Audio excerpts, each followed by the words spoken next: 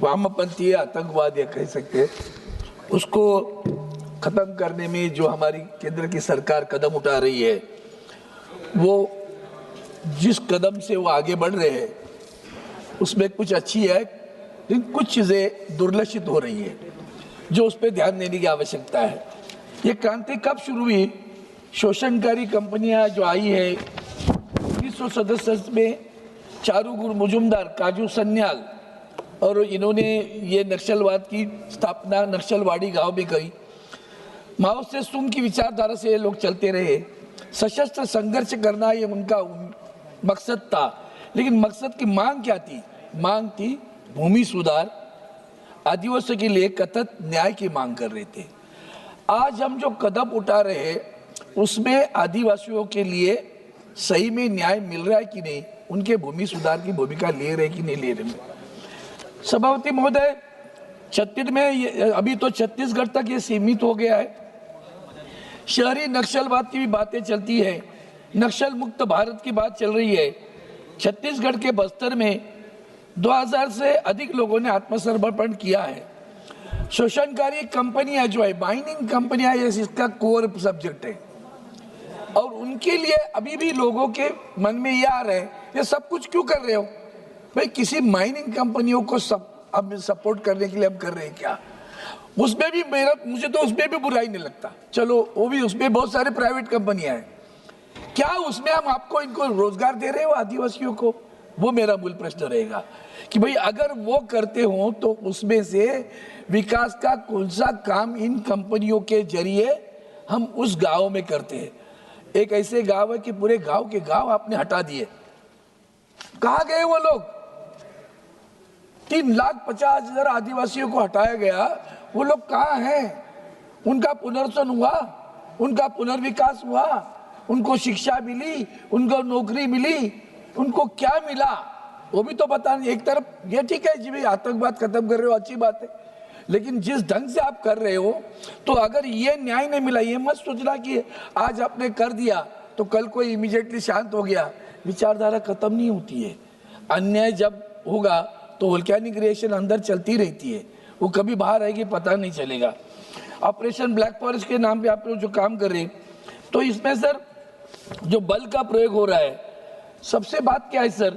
What they need is that land job चाहिए, land चाहिए, जमीन चाहिए, जॉब चाहिए, एग्रीकल्चर रिफॉर्म चाहिए और एक्सेस टू हेल्थ केयर चाहिए। ये 4 मुद्दे अगर आप कर लोगे तो मुझे लगता है कि नक्सलवाद जो उभर कर आता है वो अभी तो मतलब खत्म होने पे आया ही है, ना नहीं कहता हूँ, लेकिन ऊपर खत्म होने को आया आंकड़ों की तरफ से। आज आपने कितनी मिलिट्री वहां रखी है बताओ? उस एरिया कितना है बस्तर गांव का, और इतनी आबादी है, 3 लाख, करीबन 3-3.5 लाख की आबादी है, वहां कितनी मिलिट्री है कि हमसे? तो डर का माहौल पैदा करके रखा है। तो डर के बारे अगर कुछ लोग चुप बैठे तो ये मत समझना जिस दिन डर कम हो गया तो फिर दोबारा के ऊपर कराएंगे। मूल मुद्दा जो है वो मुद्दा है रोजगार का है, मुद्दा है रोटी की लड़ाई है सर, अस्तित्व की लड़ाई है। उस लड़ाई पे हम कभी भी ध्यान नहीं दे रहे थे, अभी आप ध्यान दे रहे हो, मैं उसका स्वागत करता हूँ। It is estimated that 16,780 naxalite ने सरेंडर कर दिया मार्च 2000 से 2024 तक। सर इसमें एक माननीय गृह मंत्री जी ने एक स्टेटमेंट किया था कि हम उनको 20 फुट जमीन के अंदर नक्सलियों को गाड़ देंगे। ये स्टेटमेंट कोई लोगों को अभिमान देने वाली बात नहीं है, खत्म करनी बात अलग है, गाड़ देंगे वाली जो बात है ना, वो उल्टा लगता है कि आप भी हाई हैंडेड बर्ताव कर रहे हो। सर ये इसके पीछे और भी बात ऐसी है सर, 2010 से 2023 के दौरान 223 गृह मंत्री जी कुछ कह रहे हैं। गृह इस बातों से सहमत नहीं हूँ, पूरा लाइन को नहीं बोल रहे हैं।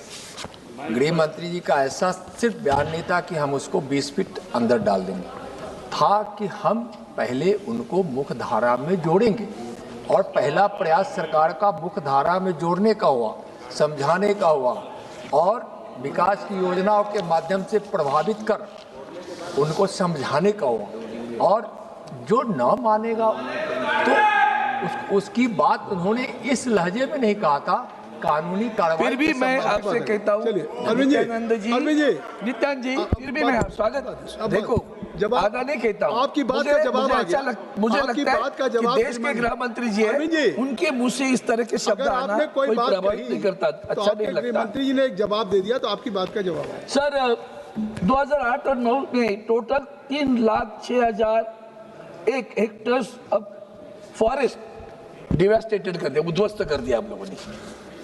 मैं दोबारा गिनता हूं सर, 2008 से 9 total 3,06,001 hectares of forest land was diverted for non forest use. इतना टाइम नहीं। अब ये नॉन फॉरेस्ट यूज होने की वजह से क्या हो रहा है वो तो देखिए आप, तो उनके ऊपर जो जीवित रहने के जो उनकी साधन था, वो साधन ही आप निकाल रहे हैं उनके पास से।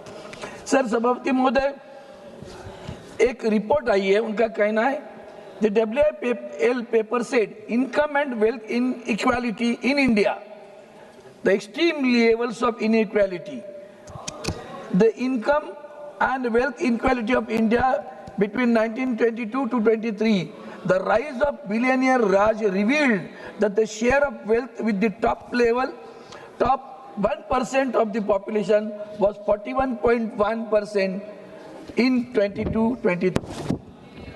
40% साल किसके पास है? बिलियनर्स के पास है। वो इतना मतलब गरीब रह रहा है और भिखारी हो रहा है, और अमीर और बढ़ रहा है। ये आपके राज्य में भी होता रहा है। इसके लिए मैं आपसे प्रार्थना करता हूँ, ये विद्रोही जो चल रहे हैं, ये विद्रोह अगर खत्म करना है तो उनके लिए आपके पास एक ही काम है, जो आपने अभी आखिर में कहा, वो नहीं हो रहा है सर। अभी मेरी मोहितराज जी ने जो बताया ना, महुआ मोहितराज जी जो बताया कि कितना परसेंट है, शिक्षा के लिए कितना खर्चा किया, स्वास्थ्य के लिए कितना खर्चा किया, रोड डेवलप के लिए, घर जब डिस्प्लेसमेंट हुए तो घर कहाँ दिया, नौकरी दी क्या, उनकी पुनर्वास क्या किया, यही अगर मुद्दा है। सरकार जो कदम उठा रही है उसकी भी बुरा नहीं कहते, मैं ये भी कहता हूँ, जैसे आपने कहा बुरा नहीं कहता हूँ, लेकिन एक बात ये ध्यान में रखना है कि after all they are also human.